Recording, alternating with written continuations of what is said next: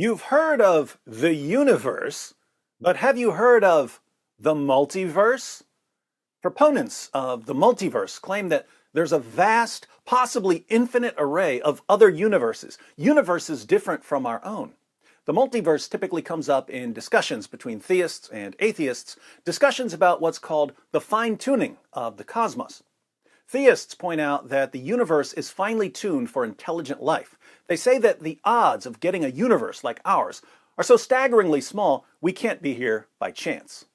Atheists respond by claiming that if there's actually an infinite array of universes, well, it's not so improbable that at least one of them would be capable of supporting intelligent life. In fact, many of them might be capable of supporting intelligent life. With infinity on your side, so much is possible. But wait a moment. Theists have infinity on our side. So if atheists think it's reasonable to appeal to an infinite array of universes to explain the features of our universe, obviously they shouldn't have any objection if theists do the exact same thing. What do I mean here? I mean that theists can offer a multiverse response to what's called the problem of evil, or the argument from evil, and that atheists, if they're consistent, can't really object to our multiverse response. Let's see how this works. First, we'll make sure everyone understands the fine-tuning argument. Then we'll cover the multiverse response to the fine-tuning argument. Then we'll make sure everyone understands the problem of evil. And finally, we'll present the multiverse response to the problem of evil. So, fine-tuning. To get the idea here, think about a fish tank. I was about 7 years old, and my friend Todd got a fish tank with a bunch of fish for Christmas. We were using the fish tank thermometer as a torpedo to try to hit the fish, and Todd broke the thermometer. All his fish died in the next few days. Why? Because the tank had to be kept at a specific temperature for the fish to survive. The temperature had to be finely tuned, but not nearly as finely tuned as the universe. The fundamental structure of the universe has to be finely tuned for intelligent life. The forces and constants of physics, certain physical quantities, the ratios between the masses of atomic particles, and the properties of elements and compounds have to be just right, or we wouldn't be here. Consider some of the forces of nature. Without gravity, there'd be no planets, stars, or galaxies, and I wouldn't even be able to sit in this chair. Without the strong nuclear force, protons and neutrons wouldn't hold together in the nucleus of an atom, and hydrogen would be the only element on the periodic table. Without the electromagnetic force, there'd be no chemical interactions between atoms, and the molecules necessary for life couldn't form. But the fact that we have the necessary forces isn't nearly as surprising as the fine-tuning of the numbers that physicists plug into the laws of nature. These are the constants of physics: the cosmological constant, the gravitational constant, the strong force constant, the fine structure constant. These numbers could have had a wide range of values, and yet the values they actually have fall into the extremely narrow range that make biological life possible. Part of the reason we're alive is that the universe turned out just right for life. Should we attribute this to chance? Did we just get lucky? Well, suppose a murderous psychopath locks you in a room, puts a gun to your head, and hands you 2 dice. He says, if you roll double sixes, I'll let you live. If you roll anything else, you're dead. Now, roll.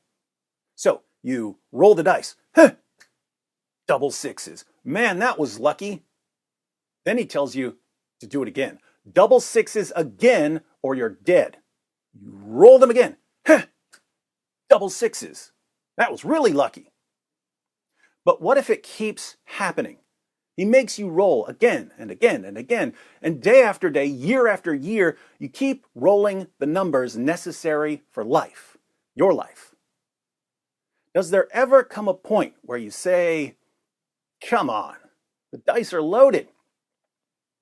If the answer is yes, if there are limits to what can reasonably be described as luck, then we have to believe that someone had us in mind when the universe was created, because the odds of getting a life-permitting universe by chance are a lot worse than rolling double sixes a bunch of times.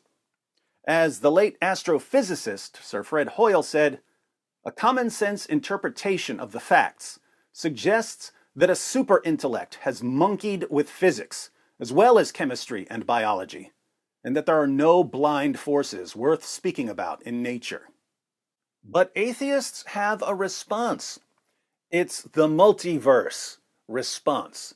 If there are a lot of universes, then maybe the odds of getting a life-permitting universe aren't so bad. Think about it. If you're only dealt 5 cards in a hand of poker, and it's the only poker hand you're ever dealt, it would be extremely improbable for you to get a royal flush. But if you're dealt 1,000,000 hands, and one of them is a royal flush, well, that's not improbable at all, because the odds of getting a royal flush when dealt just 5 cards are about 1 in 650,000. So, while a life-permitting universe may seem extremely improbable given the odds of the laws of nature being just right for life, what happens if there are an infinite number of universes? If there are an infinite number of universes, each with its own variations in the laws of nature, suddenly it's not as surprising that we hit the jackpot in ours. Problem solved, right? Not quite. There are all kinds of objections to the multiverse response, but I'm going to ignore all of them. Let's just grant that it's perfectly acceptable to appeal to an infinite array of unobserved, undetectable universes to explain certain features of our universe. The point I want to make in this video is that if our atheist friends get to appeal to the multiverse to respond to an argument, it's only fair that we also get to appeal to the multiverse to respond to an argument, right? That's fair, isn't it, atheists? You don't want to be hypocrites, do you? Thank you for your anticipated consistency. All right, now, the main argument against the existence of God is called the problem of evil, or the argument from evil. Here, evil doesn't just include what we normally think of as evil, namely moral evil. It also includes all kinds of human and animal suffering, what we call natural evil. There are many versions of the argument from evil. The idea, generally, is that if an all-powerful, all-knowing, perfectly good being exists, there shouldn't be so much suffering in our world. God could do a better job. Theists often respond to the argument from evil by offering philosophical or theological reasons for God to allow, or sometimes to produce, the bad things we see around us. Philosophical reasons for God to allow suffering are called theodicies. Examples of popular theodicies are free will theodicies. God allows us to do evil things because free will is important.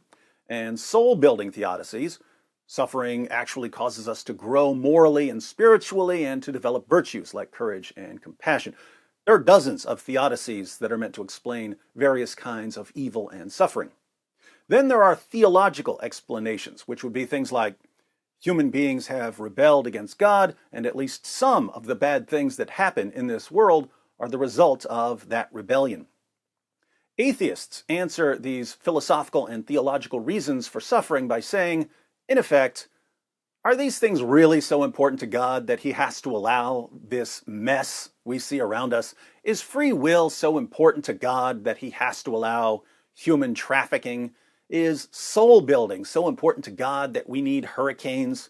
Is punishing us for rebellion so important to God that animals need to get caught in the crossfire? And then theists would argue that these things really are that important.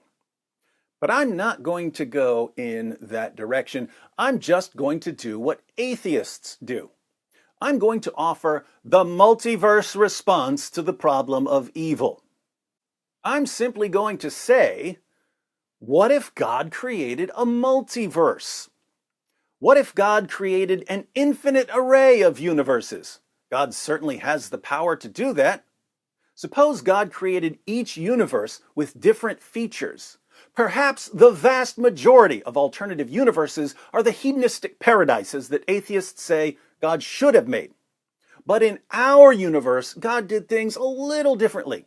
He gave people a great deal of free will. He made a place where lots of things go wrong so that people can develop virtues like courage and compassion. He punished rebellion. Can you really say that God couldn't do this in just one of the infinite universes he created? On what basis can you say that he couldn't? Your feelings? Why should your feelings about the multiverse response to the problem of evil bother us any more than our feelings about the multiverse response to cosmic fine-tuning bother you?